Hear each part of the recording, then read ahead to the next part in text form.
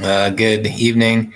Just a short video on the idiotic response from Lyft and Uber to the great work that Greg Abbott and I guess you can say Ron DeSantis are doing in those states. It's not surprising to see backlash from companies and people because that's what they're the ones that started all this stuff. So you see in California all the bad work that's going on there, governor recall, and you see Ron DeSantis halfway to the Republican nomination in 2024. So basically, that's what's going on here.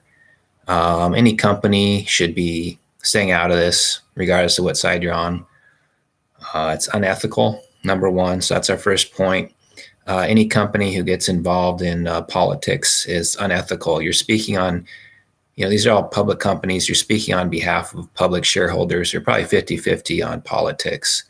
So you're speaking on behalf of like your spouse. You don't want to do that. You don't want to speak on behalf of somebody unless you've discussed it. And of course, they haven't discussed it because the shareholders wouldn't allow that. I certainly wouldn't allow any company that I invest in to say that I am a person of a political party, regardless of the party. So that's basically what you have here.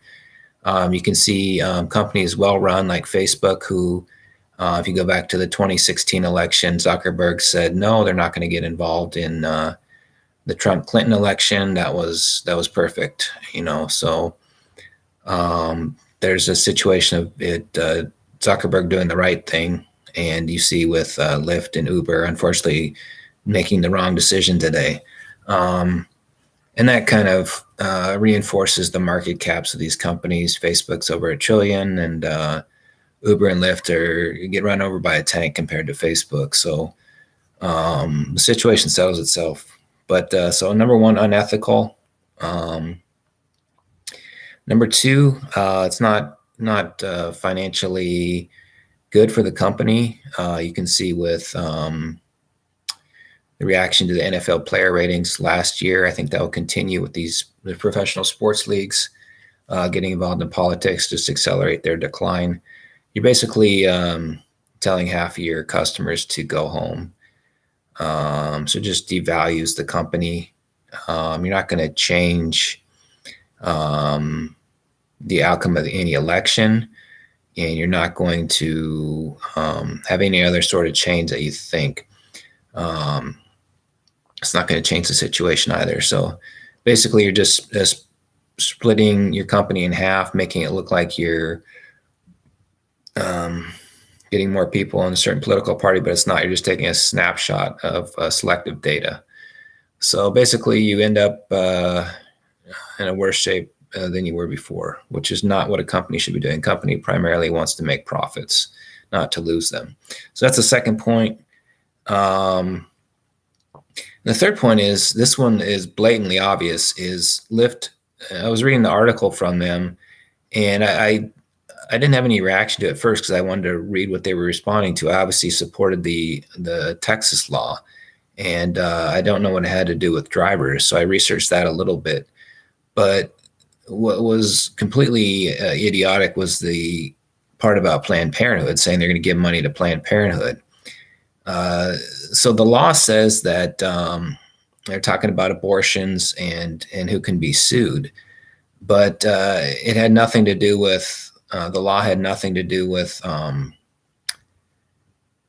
anyone who was interacting with Planned Parenthood.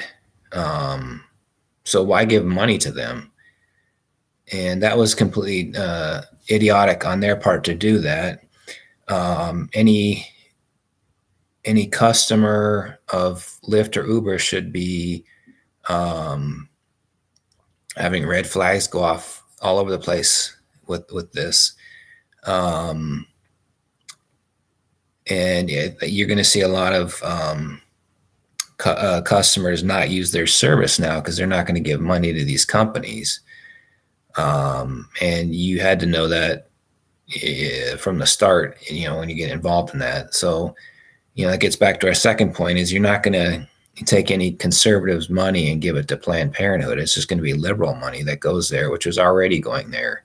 So you don't accomplish anything by doing this stuff. So that was really concerning on the part of Lyft to do that. I mean, you can debate all you want about abortion, this or that. You know, anyone with a brain's not going to sleep with their partner in college. So I don't know what the liberals' goal here is with this, or what if they had everything their way, what that would look like. It's clearly that it would be a worse situation than it is right now. So if they want to go down that road, no one's going to stop them. But you don't make decisions for conservatives. You only make your own decisions. So stay out of other people's decisions. And if anybody have to complain, it's yourself.